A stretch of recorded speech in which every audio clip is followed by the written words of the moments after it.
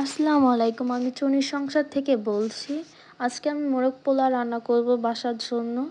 এখানে আমি নিয়েছি 700 গ্রামের মতো ব্রয়লার মুরগি। এটাকে আমি সিদ্ধ করে নিয়েছি, ভালো করে ধুয়ে সিদ্ধ করে। তারপর এখানে আমি ভাজার জন্য ম্যারিনেট করে নিচ্ছি সুন্দর মতো। হলুদ মরিচের গুঁড়ো আর লবণ দিয়ে দিচ্ছি স্বাদ অনুযায়ী।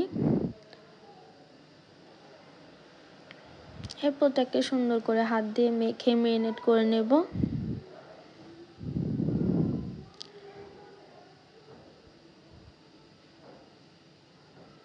এটা আমার ম্যারিনেট করা হয়ে গেছে বেশি একটা, কারণ আগে সিদ্ধ করে নিয়েছিলাম। এখানে তাওয়াতে তেল গরম দিয়ে এখানে আমি সবগুলো পিস এক এক করে দিয়ে দিচ্ছি। এখানে মোরগ পোলাও রান্নার জন্য মুরগির টুকরোগুলো একটু বড় বড় রাখবেন, কারণ মোরগ পোলাও তো এটা তো আর বিরিয়ানি না যে আমি বিরিয়ানি রান্না করছি, এই জন্য ছোট ছোট টুকরো করবো।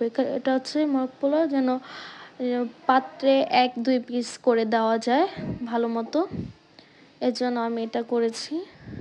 এগুলোকে ভালো করে লাল করে সুন্দর মতো ভেজে নেব এক এক করে। এক পাশ লাল হয়ে গেছে আমার, তাই আমি উল্টে পাল্টে দিচ্ছিলাম।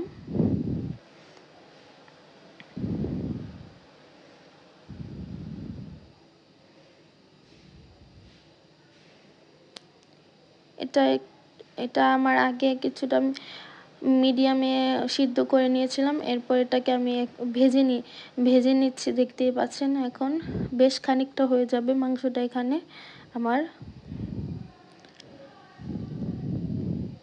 এরপর এটা আমার হয়ে গেছে। এক পাশ উল্টে দিয়েছিলাম প্রথমে, এরপর আরেক পাশ উল্টে ভেজে নিয়েছি লাল লাল করে কিছুটা।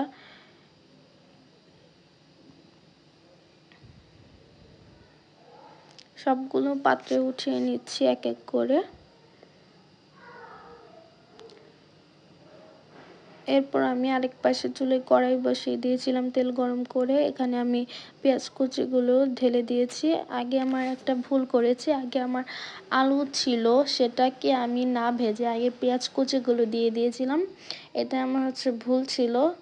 এখানে আমার আগে আলুটা লবণ দিয়ে ভেজে নেওয়া উচিত ছিল। এর পরবর্তীতে আমি পেঁয়াজটাকে এক সাইড করে এরপর আলুটাকে লবণ দিয়ে এটাকে ভেজে নিচ্ছি কিছুটা, যেন গলে না যায় আলুটা মোরগ পোলাওতে দেওয়ার পরে। সুন্দর মতো আলুটাকে হালকা কিছুটা লাল করে ভেজে নিব। আমার এই যে পেঁয়াজটা আগে উঠিয়ে নিতাম সেটাও হয়নি, সাইড করে আমি রেখেছি, এতে আমার নিচ দিয়ে পেঁয়াজটা লেগে গিয়েছিল। এরপর সুন্দর করে আমি একটা পাত্রে উঠিয়ে নিচ্ছি ছোট একটা বাটিতে এক এক করে। এরপর দেখতে পারবেন আমার পেঁয়াজটা কিছুটা পুড়ে গেছে হালকা। এরপর এখানে আমি আদা রসুন বাটা দিয়ে দিচ্ছি 2 চামচ। এরপর এখানে হলুদ মরিচের গুঁড়ো দিয়ে দিব কিছুটা, হালকা পরিমাণে দেব, এটা বেশি করব না, কিছুটা মাংস কষানোর জন্য এটা হালকা পরিমাণে দিয়েছি। আর এখানে দিয়ে অ্যাড করে দেব আমি গরম মশলা গুঁড়ো না আর কি, আনামানে গরম মশলাগুলো দিয়ে দিচ্ছি 2টা গরম মশলা, আর দিচ্ছি এলাচ দিচ্ছি।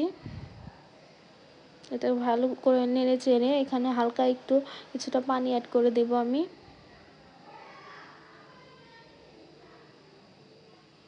একটু পরে তেজপাতা দিয়ে দিলাম 2টা, ভালো করে কষিয়ে ভেজে এটাকে।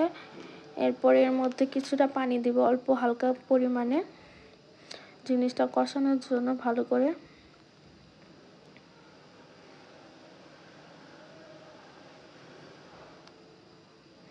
এরপর এখানে আমি কিছুক্ষণ এটাকে কষিয়ে নিয়েছি।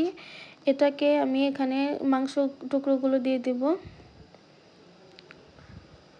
ভালো করে নাড়াচাড়া দিয়ে এটার সাথে মিক্স করে নেব। এটা কিছুক্ষণ আমি রেখে তারপর এর মধ্যে আবার আমি সুন্দর মতো এটাকে লবণ দিয়ে দিচ্ছি, কারণ এটা আগে আমার কষিয়ে নিতে হবে লবণ দিয়ে ভালো করে, এটার মধ্যে লবণ প্রবেশ করাতে হবে মাংসের মধ্যে। এরপর এখানে আলুগুলোকে কষিয়ে নেব ভালো করে।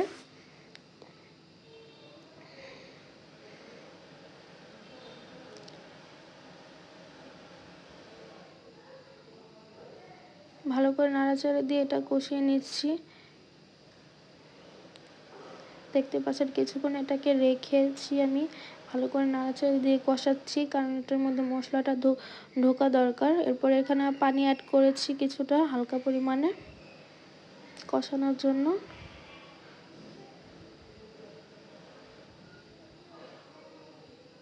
এরপর এটাকে কিছুক্ষণ রেস্টে রাখবো 10 মিনিটের মতো ঢেকে, কিছুটা লো আছে। দেখতে পাচ্ছেন পরে 10 মিনিট পরে আমি এসেছি, এটাকে আবার নাড়াচাড়া দিব, ভালো করে নাড়াচাড়া দিয়ে মিক্স করে এতে আলুটা চেক করে নেব যে হালকা অর্ধেক পরিমাণে সিদ্ধ হয়েছে কিনা। এখন দেখতে পাচ্ছি যে সিদ্ধ হয়েছে। এরপর এর মধ্যে আমি চিনি গুঁড়া পোলার চালটা দিয়ে দিচ্ছি চাষির, এটাকে সুন্দর মতো ধুয়ে নিয়েছি, 3 ধোয়া দিয়েছি এটাকে।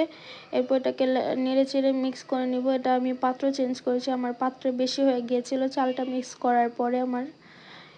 এরপর আমি একটা পাতিল নিয়েছি এখানে, সেখানে আমি গুঁড়া দুধ দিয়ে এটার মধ্যে ভালো করে পানির সাথে এটা দিয়ে দিলাম, কারণ পোলাওতে আমি গুঁড়া দুধ সবসময় দুধ ব্যবহার করি, দুধ ব্যবহার করে পোলাওটা রান্না করি, তাহলে স্বাদটা অনেক বেস্ট আসে, মজাও লাগে। এটাকে ভালো করে নেড়ে চেড়ে এর মধ্যে আবার পানি অ্যাড করে দেব একটু পরে। মরিচ দিয়ে দিলাম 5টা।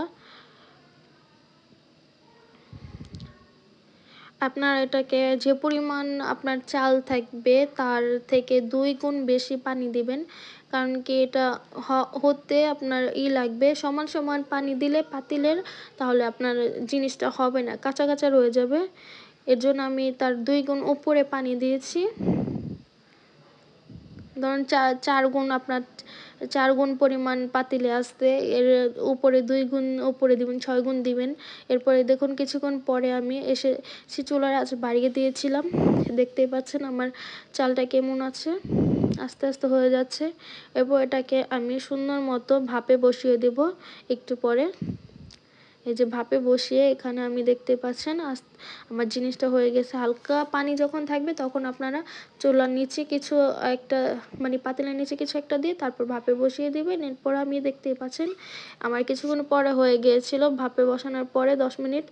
এরপরে দেখুন আমার পরিবেশন করে নিয়েছি এখানে। আল্লাহ হাফেজ।